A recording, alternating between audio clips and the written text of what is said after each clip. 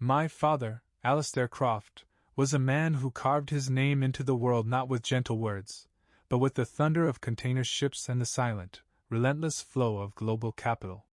He didn't just build a fortune, he forged a modern-day empire from sweat, steel, and sheer, unadulterated will. Before continue, we please tell us from where you are listening.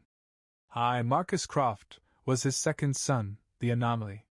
While my older brother, Julian, perfected his boardroom charm and my sister, Cassandra, curated her socialite image, I found my sanctuary in the quiet hum of server racks and the elegant logic of financial statements. I wasn't the charismatic heir apparent. I was the silent, indispensable engine in the basement of Croft Global, the chief financial officer who saw the entire corporate organism not as a trophy, but as a complex, flowing system of data and capital. My father, in his rare moments of unguarded candor, called me his anchor. He knew Julian saw the company as a crown to be worn, and Cassandra as a purse to be emptied. But I saw it as he did, a living, breathing entity that required nurturing, understanding, and ruthless protection. 2 weeks before pancreatic cancer finally stole his formidable voice, he summoned me to his oak-paneled study, the air thick with the scent of old leather and impending mortality. "They see the crown, Marcus," he wheezed, his hand, once capable of crushing a business rival's will, now trembling on the desk. "Julian desires the throne. Cassandra covets the jewels. But you are the only one who sees the foundations, the bedrock upon which all of this stands. They will try to break it apart after I'm gone. Their greed will blind them. You must not let them. You must be the keeper of the flame. Promise me." I gripped his hand, the weight of his legacy and his fear settling on my shoulders. "I promise, Father." The reading of the will was a scene ripped from a corporate Gothic novel. We were all there in that same study, the heirs arrayed around my father's empty chair. Julian, with his wolfish smile and personal lawyer. Cassandra, draped in black designer silk, her attorney a silent sentinel. The executor, a grim-faced man I never liked, read the terms. The vast personal fortune, the mansions, the art, the liquid assets, was to be divided equally, a three-way split. A predictable, placating move. Then came the codicil. The executor adjusted his glasses, his voice dropping into a more significant register. "Regarding the core asset of the estate, Croft Global Holdings, and specifically its proprietary logistics and routing software, known as the Aegis Network, which comprises 70% of the company's valuation, control of this asset, in its entirety, including all patents, code, and future revenue streams, is bequeathed solely to my son, Marcus Croft. This control is irrevocable and is not tied to his shareholding. This is non-negotiable." It was my father's final, brilliant, and devastating masterstroke. He had given them the shiny trinkets, but he had given me the beating heart of the empire. The silence that followed was absolute, broken only by the sharp intake of Cassandra's breath. Then Julian laughed, a cold, derisive sound that held no warmth. "Don't be a fool, Marcus," he sneered, leaning forward. "You're a number cruncher, a ghost in the machine. You don't have the stomach or the charisma to run this company. You'll drown within a year." Cassandra's voice was a venomous purr. "We'll make you a very, very generous offer for your shares, of course. You can retire to your spreadsheets and be comfortable for the rest of your life." I refused. I was honoring my father's wish, the sacred promise I had made. Their masks of civility shattered in that moment. What followed was a brutal, premeditated corporate coup. Using their combined 66% shareholding and a cabal of board members they had secretly courted for months, they voted to spin off the Aegis network into a separate, privately held entity, an entity owned entirely by them. They used a Byzantine series of legal maneuvers, loopholes my father had never anticipated, claiming the asset was stagnant and underutilized, under my purview. They presented falsified performance reports, fabricated efficiency metrics, and sowed doubt about my leadership that I had no chance to publicly rebut. I was outmaneuvered, outvoted, and ceremoniously ousted from the board. They didn't just steal my birthright, they desecrated my father's final wish, spitting on his grave. They left me with a massive, sterile cash inheritance, but they had surgically removed the soul of our family's legacy. The betrayal was a cold fusion reaction in my chest, burning away the last vestiges of brotherly and sisterly sentiment. They saw me as a meek, easily dismissed accountant. They were about to learn a brutal lesson in corporate warfare. The quietest man in the room is the most dangerous because he's the one who has been silently recording every single transaction, every weakness, and every secret debt. I took my blood money inheritance and vanished from their gilded world.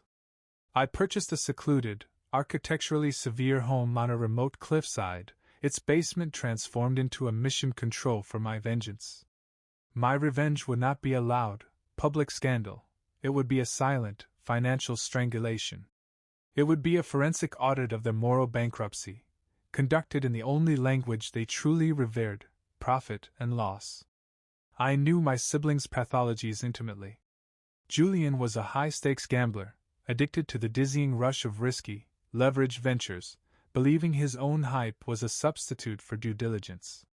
Cassandra was a magpie, irresistibly drawn to glittering, overpriced assets and a lifestyle of obscene luxury, her self-worth tied to the envy of her peers. Their greed was not a flaw, it was their operating system, and I was about to introduce a devastating virus. My plan was a precise, financial pincer movement. First, I would exploit Julian's addiction. Using a web of discreet private investigators and a series of untraceable shell corporations, the primary one named Midas Holdings, I began to actively feed his habit. Midas would appear as a silent, deep-pocketed partner in his increasingly reckless side investments, a doomed, over-budget casino resort in Macau, a speculative cobalt mine in the Democratic Republic of Congo with fake geological surveys. I provided the tantalizing initial capital through anonymous channels, making these deals appear as golden opportunities.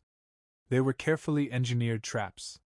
I employed my own team of discreet analysts to ensure these ventures were fundamentally and fatally flawed, armed with catastrophic regulatory hurdles or environmental liabilities that I, and only I, knew about.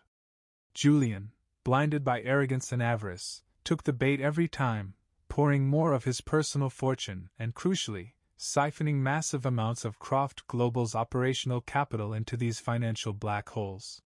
Meanwhile, I targeted Cassandra's vanity with surgical precision.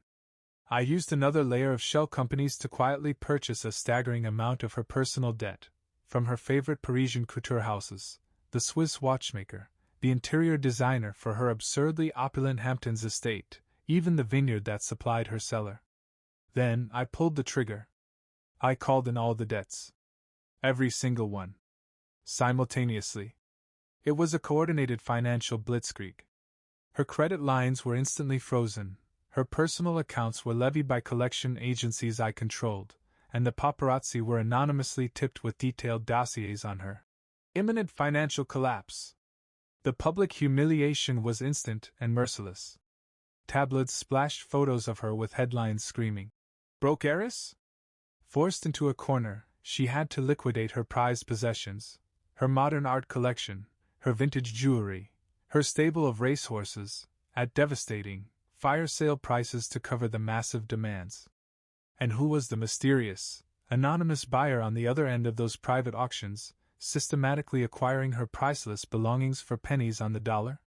My intricate network of shell corporations. I wasn't just draining their resources. I was forcing them to fund their own annihilation, their cherished symbols of status becoming the currency of their downfall. But the masterstroke, the coup de grace, was yet to come. I still possessed a final gift from my father, an old, admin-level backdoor into the Aegis Network's core server, a fail-safe we had installed together, a secret known only to us. I used it not to crash the system, but as the ultimate surveillance tool.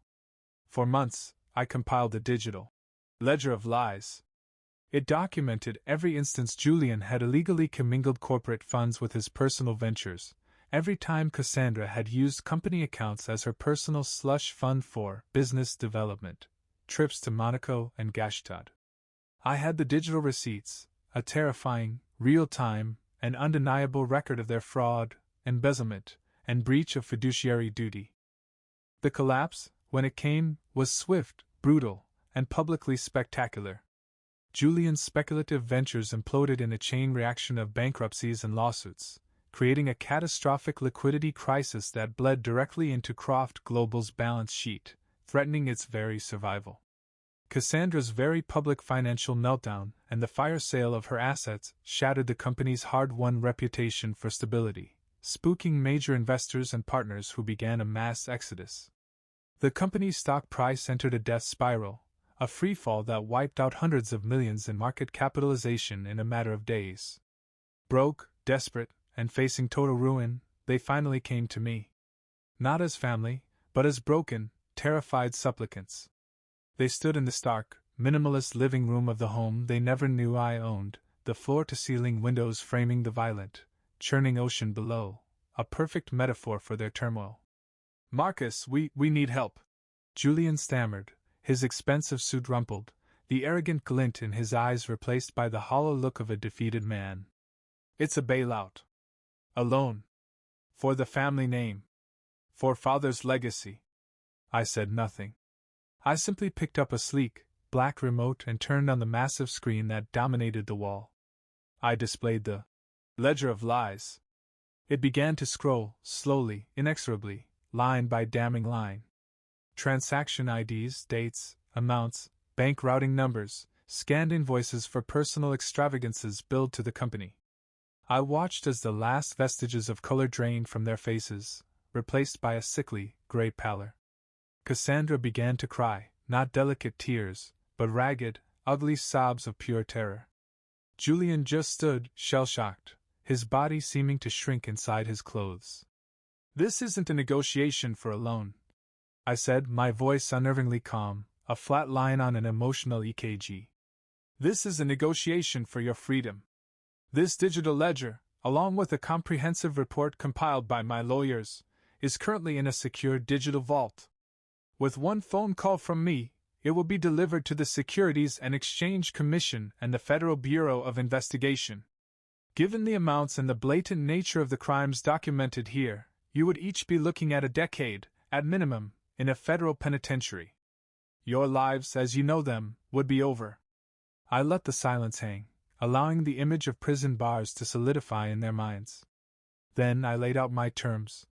They would sign over their entire holdings in Croft Global, every single share, every stock option, every last asset held in the company's name, to me, for the symbolic price of $1. In return, I would not send the evidence to the authorities, and I would use my own capital to cover the corporate debts they had created, stabilizing the company and saving it from bankruptcy. It was not a negotiation. It was an unconditional surrender. They signed the documents my lawyer produced, their hands trembling so violently the signatures were barely legible. I stood alone later that night in my father's study, now truly and completely mine. The empire was whole again, purified in the fire of their greed and my vengeance. I had not merely won back what was stolen, I had become the sole, unopposed architect of its future. I had honored my father's dying wish in a way he could never have imagined, by becoming the unshakable foundation myself, even if it meant systematically dismantling my own family to pour the concrete. The money was never the point. The power was only a tool. The legacy was all that ever mattered. And now, it was mine, and mine alone, to protect, to grow, and to define.